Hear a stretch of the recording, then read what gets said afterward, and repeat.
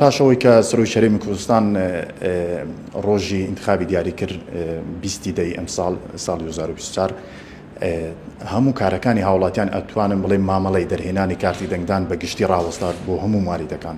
واتە ئێستا کۆمیسیۆن بە جەدوەلێکی زەمەنی هەڵبژاردن تێی ئەپەڕێت. لەم جەدوەل زەمەنیە ئێستا لە قۆناغی تەوزیعاتی کاردایە، واتە بەس کارتی هاوڵاتیان تەوزیع دەکات.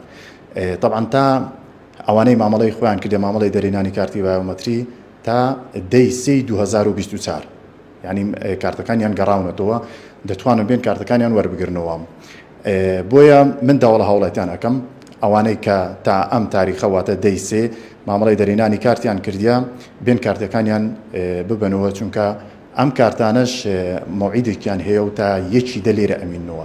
ئەگەر تا ئەم ماوەیە نەهێنواتە کارتەکان سەحب دەکرێنەوە دەگەڕێنەوە بەغدا و ناتوانن دەنج خۆیان بدەن. لە سنووری قەزای سیدەکان 14,030 دەنگ دەرمان هەیە وەکوتم.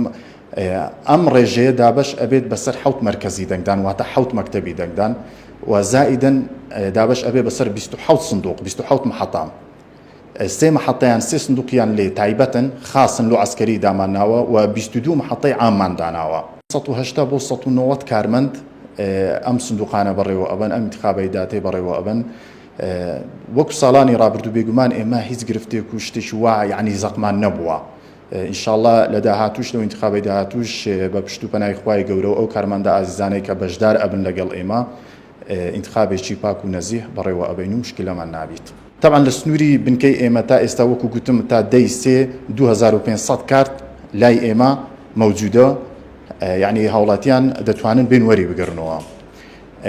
زائیدەن قۆناغی تر کە قۆناغی ئەوانەی کێشەی پەنجەمۆری دووبارەیان هەبوو، ئێمە نزیکەی 750 بۆ 800 پەنجەمۆری دووبارەمان وەرگرتیتەوە. ئەم کارتانەش لە قۆناغی چاپکردنتان واتە لە ماوەیەکی نزیک لەم چەند هەفتەیە داتێ ئەوانیش دەگەڕێنەوە و دەتوانن بێن کارتەکانیان ببنەوە. هەموو مامەڵەیەک ڕاوەستەیە، مامەڵەی ڕاگواستن، مامەڵەی دەرهێنانی کارت، هەروەها مامەڵەی مەفقودات ونبوون ئەوانەی ونیان کردو هیچ ئیشێک ناکرێت. تەنها ئەمە داوڵە هاوڵاتیانەکەن ئەو کارتانەی کە لێرە بەردەستن بێن کارتەکانی خۆیان ببنەوە.